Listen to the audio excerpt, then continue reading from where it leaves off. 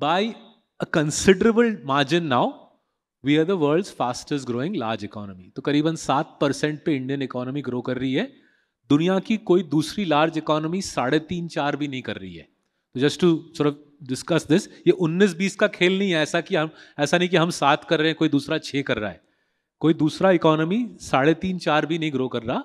अगर बड़े इकोनॉमीज का जिक्र करें हम, right now, if growth and stock market compounding are both firing away in India, what are the underlying drivers? Because as I said, right, if you ask a typical Indian, not just today, आज से 10 साल पहले बात करें, 20 साल पहले बात करें, हमारे देश में एक स्केप्टिसिज्म सा रहता है कि भाई हम दुबई गए वहाँ पे बढ़िया था, हम सिंगापुर गए वहाँ पर बढ़िया था, अभी यूरोप के दौरे से आ रहे हैं, वहाँ पे भी खिल रहा है दुनिया, बट पैसा तो भैया सब यहीं पे बन रहा है. Just to put some numbers around that, last 10 साल की अगर बात करें, last 10 साल 60% of the wealth in the global stock market in the last 10 years has been created in 2 countries, India and America. पूरे दुनिया का स्टॉक मार्केट जो वेल्थ है 60% 2 देशों में बना है. ठीक है, क्यों हो रहा है ऐसा, इस पे थोड़ा सा फोकस करेंगे. आगे बढ़ते हैं स्लाइड्स पे, राइट. संक्षिप्त में छोटे में समझाता हूं, then we'll get into a little bit of detail. What's happening in India is very similar.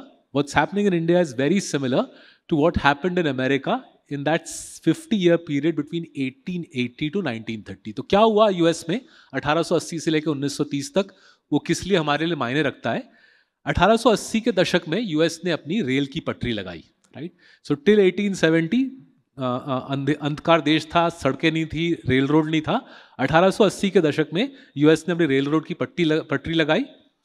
सन 1900 में यूएस ने टेलीफोन और टेलीग्राफ लगा दिया. 1908 में मोटर कार आ गई, Henry Ford and the model T Ford.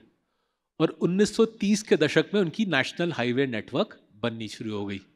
सो 50 साल में अमेरिका जुड़ गया, right. From being a village economy, 50 years it took, that's all they took, from being a village economy in 1880 to the world's greatest industrial superpower in 1930. And as they joined up America, छोटा छोटा जो company था वो सब खत्म होने लगा, and massive industries started consolidating in the hands of companies that I'm sure you would have heard about. सारे जो अमेरिकन कंज्यूमर ब्रांड, सारे के सारे अमेरिकन कंज्यूमर ब्रांड्स 50 साल के अरसे में बने, right. Kellogg's, Pillsbury, not just this list, आप रिगलीज सोचिए, कोको कोला सोचिए, पेप्सी सोचिए, सारे कंज्यूमर ब्रांड्स, लीवाइज सोचिए, रैंगलर सोचिए, सारे कंज्यूमर ब्रांड उस 50 साल में बने. छोटा छोटा जो लोकल प्लेयर था वो खत्म हो गया, और हर एक इंडस्ट्री नेशनल जायंट्स के हाथ में आ गई. वो national giants massive branded formalised companies बन गए. अमेरिका में ये सिलसिला 50 साल में हुआ, इंडिया में ये सिलसिला 20 या 30 साल में हो जाएगा, राइट. This is called